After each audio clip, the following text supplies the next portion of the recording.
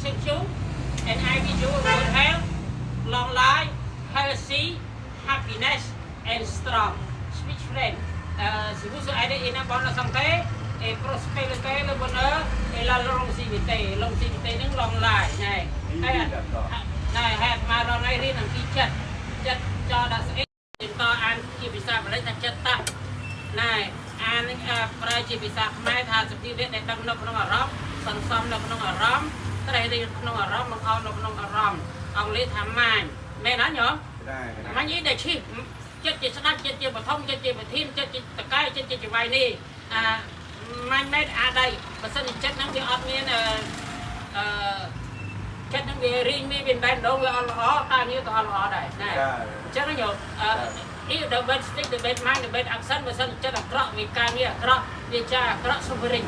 តែក្តីក៏ព្រួយ follow វារត់តាមif the good speech the good mind the good action បើសិនចិត្តល្អការងារល្អវាចាល្អ happiness សុខភាពមាន follow understand you know lucky for you